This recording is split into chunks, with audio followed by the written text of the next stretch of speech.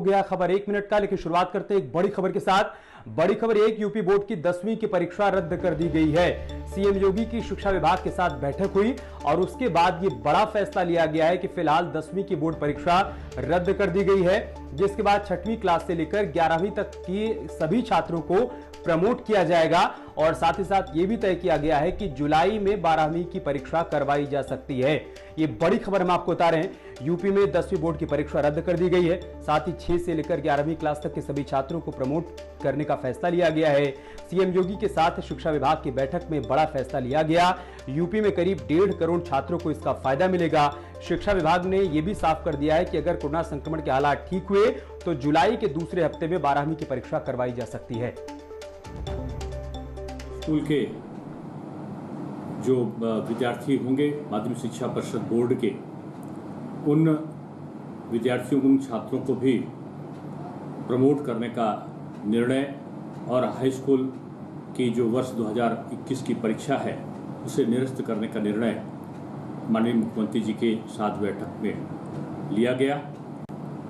यदि सारी स्थितियां कोरोना संक्रमण की अनुकूल होती हैं, सामान्य होती हैं, तो भविष्य को देखते हुए इस बारे में द्वितीय सप्ताह में जुलाई के 12वीं कक्षा की परीक्षा को कराने का प्रयत्न किया जाएगा।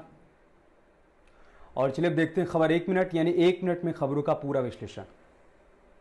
यूपी विधानसभा चुनाव जैसे जैसे नजदीक आते जा रहे हैं, वैसे वैसे पार्टियां चुनावी रणनीति बनाने में जुट गई हैं। बीजेपी भी यूपी चुनाव को देखते हुए सक्रिय होते दिखाई दे रही है। दरअसल 2022 में यूपी विधानसभा चुनाव होने हैं, जिनको देखते हुए बीजेपी ने कमर कसना शुरू कर दिया है।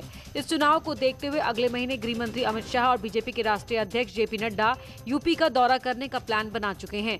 खबर है कि दोनों नेता हर महीने यूपी का दौरा करेंगे और संगठन के विस्तार के साथ मजबूती पर बल देने का काम करेंगे। वैसे यूपी में बीजेपी को सत्ता में वापसी कराने में अमित शाह की भूमिका को अहम माना जा रहा है। ऐसे में पार्टी दोबारा सत्ता में वापसी की रणनीति पर अमित शाह के साथ मंथन कर रही है, ताकि सरकार में फिर से वापसी हो सके। वैसे 2017 में बीजेपी ने 300 से ज्यादा सीटें जीतकर सरकार बनाई थी, लेकिन 2022 में क्या होगा इस पर अभी से कुछ कहना मुश्किल है, क्योंकि समीकरण क्या बनेंगे, कौन किसके साथ जाएगा, कौन किसका साथ निभाएगा, ये समय बताएगा। अलीगढ़ शराब कांड में प्रशासन की तरफ से सख्त कार्रवाई की जा रही है। अब तक पुलिस ने इस मामले में 6 लोगों की गिरफ्तारी की है। पुलिस ने ठेका मालिक, सेल्समैन समेत 6 आरोपियों को गिरफ्तार कर लिया। साथ ही इस पूरे मामले में NSA के तहत आरोपियों पर कार्रवाई की जा रही है। दरअसल इस मामले को लेकर आरोपियों पर 3 थानों में केस दर्ज किया गया है। आरोपियों की गिरफ्तारी के साथ ही पुलिस ने अवैध शराब बनाने वाले सामान बरामद किए हैं। अलीगढ़ शराब कांड को लेकर IB की टीम जाँच के लिए अस्पताल पहुंची थी। टीम ने अस्पताल में भर्ती सभी बीमारों से पूछताछ की। दरअसल जहरीली शराब से अब तक 22 लोगों की मौत हो चुकी है और 12 लोगों का अस्पताल में इलाज चल रहा है। दूसरी तरफ शराब कांड के बाद गांव में प्रशासन की ओर से मुनादी कराई जा रही है। जो कल हमने रात में जो पुष्टि की थी, उसके हिसाब से 16 लोगों की मृत्यु हुई थी और कुछ लोगों का इलाज के दौरान मृत्यु होने की और सूचना मिली है। जो मैंने मुख्य चिकित्सा अधिकारी से पुष्टि की है, उसके हिसाब से 22 लोगों का पोस्टमार्टम हुआ है, लेकिन मेडिकल कॉलेज में कुछ और डेथ बताई जा रही हैं। अलीगढ़ शराब कांड में मरने वालों के आंकड़ों को लेकर विवाद होता दिखाई दे रहा है। प्रशासन अब तक जहरीली शराब से 22 लोगों की मौत की पुष्टि कर चुका है, जबकि सांसद सतीश गौतम ने दावा किया कि जहरीली शराब से 35 लोगों की मौत हो चुकी है। अभी तक जो घटना के अनुसार जो मुझे सूचना मिली है, सरकारी आंकड़ा के अनुसार 30-35 लोगों की मृत्यु हुई है। बाद बाकी उपचार कर रहे हैं। मैं मलखान सिंह हॉस्पिटल में अभी देख कर आया हूँ। वैसे ये पहली बार नहीं है जब ऐसी घटना सामने आई है। पहले भी प्रदेश में जहरीली शराब से मौत के मामले आ चुके हैं। हर बार कार्रवाई का भरोसा दिया जाता है, इसके बावजूद वही गलती दोहराई जाती है। इस मामले के सामने आने के बाद अब प्रशासन कार्रवाई में जुटा हुआ है और सांसद साहब गांव-गांव का दौरा कर विरोध झेल रहे हैं। इस बीच मुख्यमंत्री योगी आदित्यनाथ ने 48 घंटे के अंदर शराब की सभी दुकानों की जांच करने के आदेश दिए हैं। उन्होंने अपने ट्वीट में लिखा है कि गृह विभाग तथा आबकारी विभाग विशेष अभियान चलाकर 48 घंटे में शराब की हर दुकान की जांच करें। अवैध शराब की बिक्री में संलिप्त पाए जाने वाले लोगों के विरुद्ध सख्त कार्रवाई की जाए। अलीगढ़ में जहरीली शराब पीने से हुई मौतों के बाद प्रदेश के हर जिले में सतर्कता बढ़ा दी गई है। वहीं इसे लेकर इटावा में भी बड़ा अभियान चलाया जा रहा है। एसएसपी डॉक्टर ब्रजेश कुमार सिंह के निर्देश पर इटावा में अवैध शराब के खिलाफ सख्त चेकिंग अभियान चलाया गया। एसपी ग्रामीण, एसपी सिटी, सभी सर्किल के सीओ और एसडीएम और आबकारी विभाग के साथ मिलकर जिले में चेकिंग की गई। इस दौरान शराब की दुकानों पर जाकर छानबीन भी की जा रही है। वहीं एसएसपी ने कहा कि जिले में अवैध शराब तस्करों पर शिकंजा कसने के लिए ये अभियान चलाया जा रहा है और आगे भी चलता रहेगा। एक दुर्भाग्यपूर्ण घटना है ये, जो शराब की वजह से हुई है। इस संबंध में पूरे प्रदेश में अभियान चल रहा है, मेरे जनपद में भी अभियान चल रहा है।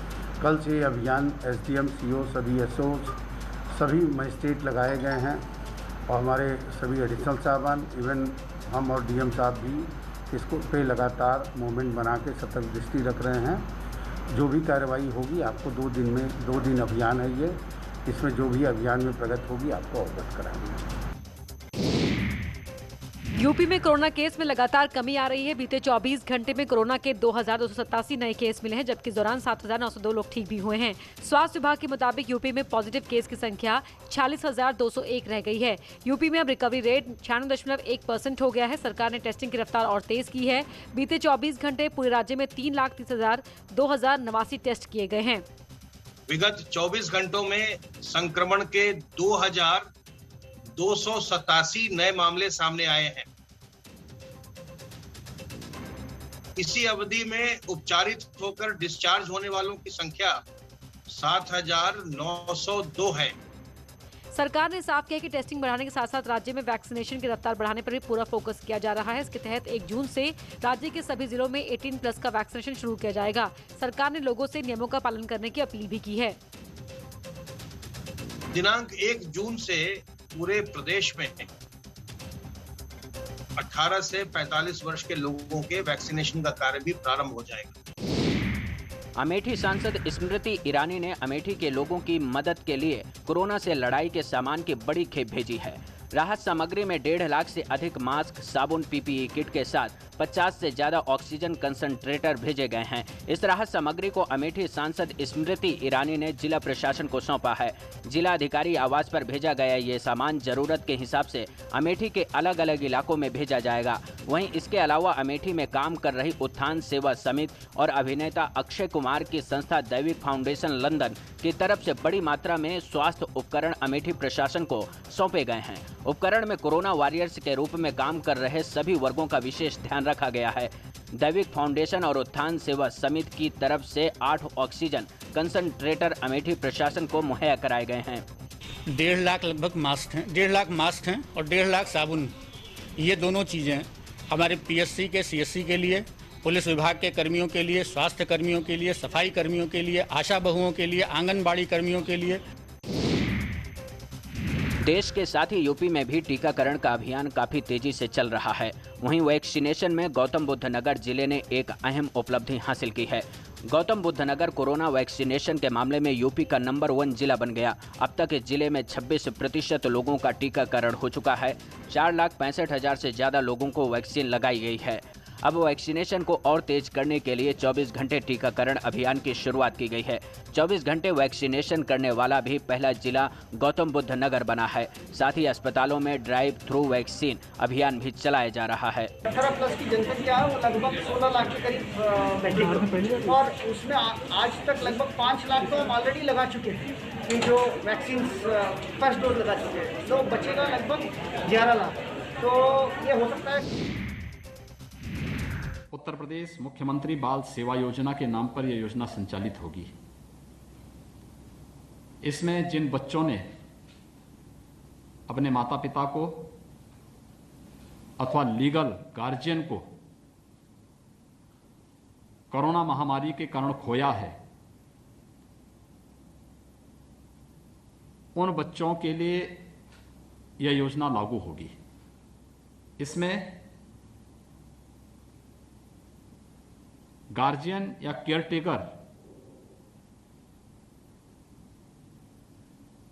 से अनाथ होने वाले उन बच्चों की देखभाल के लिए राज्य सरकार ऐसे बच्चों को वयस्क होने तक, यानी जब तक वो बच्चे अपने पैरों पर खड़े होते हैं तब तक ऐसे बच्चों की देखभाल के लिए 4,000 रुपये प्रति बच्चा, प्रति बालक या बालिका वित्तीय सहायता उपलब्ध कराएगी उनके गार्जियन को या उनके केयरटेकर को। दूसरा, 10 साल से कम आयु के ऐसे बच्चे जिनके गार्जियन या उनका कोई अभिभावक नहीं है, ऐसे बच्चों को प्रदेश सरकार द्वारा भारत सरकार की सहायता से अथवा अपने संसाधन राज्य सरकार के द्वारा जो संचालित हैं बाल गृह, उनमें उनके संरक्षण की व्यवस्था, उनके आवास की व्यवस्था होगी। वर्तमान में 5 ऐसे बाल संरक्षण गृह प्रदेश के अंदर संचालित हैं, जिनमें इन बच्चों की हर प्रकार की सुविधा, उनकी सुरक्षा, उनके लालन पालन की पूरी व्यवस्था सरकार उठाती है, जिसमें मथुरा, लखनऊ, प्रयागराज, आगरा और रामपुर में है। अवयस्क बच्चों की देखभाल, उनकी पढ़ाई लिखाई की व्यवस्था, ऐसे अवयस्क बालिकाएं जो प्रदेश के अंदर होंगी, उनको भारत सरकार के द्वारा संचालित कस्तूरबा गांधी बालिका विद्यालय में, क्योंकि आवासीय विद्यालय इनमें, अथवा प्रदेश सरकार के द्वारा संचालित राजकीय बाल गृह बालिका में, जो प्रदेश में वर्तमान में 13 ऐसे गृह हम लोग बालिका गृह संचालित कर रहे हैं, अथवा हम लोग प्रदेश में 18 ऐसे अटल आवासीय विद्यालय संचालित करने जा रहे हैं। उन सब में उनको पूरी निःशुल्क व्यवस्था राज्य सरकार के द्वारा ऐसे बालक और बालिकाओं को उपलब्ध करवाने की व्यवस्था की जाएगी। चौथा, ऐसी बालिकाओं की शादी के लिए जिन्होंने अपने पेरेंट्स को खोया है या लीगल गार्जियन को खोया है, ऐसी बालिकाओं के लिए राज्य सरकार शादी ब्याह के लिए 1,01,000 रुपये की राशि उस बालिका की शादी पे खर्च करेगी, उस राशि को उपलब्ध कराएगी। और स्कूल में पढ़ने वाले या व्यावसायिक कोर्स करने वाले ऐसे सभी बच्चों को जिन्होंने कोरोना कालखंड में कोरोना के कारण अपने पेरेंट्स को, अपने लीगल गार्जियन को खोया है, उन बच्चों को हम लोग प्रदेश सरकार की तरफ से लैपटॉप या टैबलेट की व्यवस्था भी उन बच्चों के लिए कराएंगे, जिससे कोरोना से उनका बचाव होने के साथ साथ ऑनलाइन शिक्षा के लिए उनको भी वर्तमान व्यवस्था के साथ जुड़ने का एक अवसर प्राप्त होगा। ये 5 प्रकार के निर्णय राज्य सरकार के द्वारा अनाथ हुए या उन बच्चों के लिए व्यवस्था करने का निर्णय लिया है। यह योजना उत्तर प्रदेश मुख्यमंत्री बाल सेवा योजना के रूप में संचालित होगी। इसकी पूरी गाइडलाइन विस्तृत रूप से प्रदेश सरकार बनाने जा रही है और इस योजना के अंतर्गत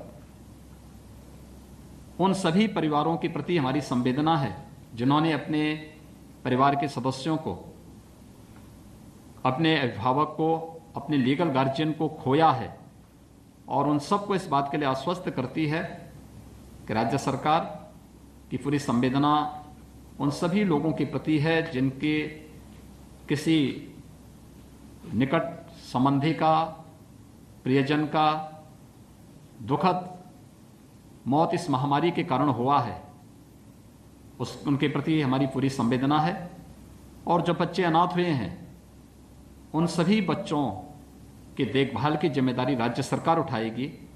राज्य सरकार उनको हर प्रकार का संरक्षण देगी, हर प्रकार की सुरक्षा देगी, और इसीलिए राज्य सरकार ने यह व्यवस्था यहाँ पर उन लोगों के लिए आज इस प्रकार की 5 प्रकार की घोषणाएं उन लोगों के लिए की हैं, जिससे उन सभी बच्चों को हम लोग व्यवस्थित रूप से आगे बढ़ाने का कार्य कर सकेंगे।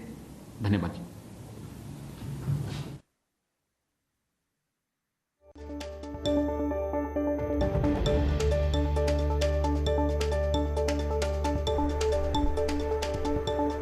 तो सीएम योगी को सुन रहे थे आप, जो बता रहे थे कि इस कोरोना काल में जो बच्चे अनाथ हो गए हैं उनको लेकर सरकार ने योजना तैयार की है और ऐसे तमाम बच्चों की मदद की जाएगी। सरकार ने उसके लिए पूरा खाका भी तैयार कर लिया है।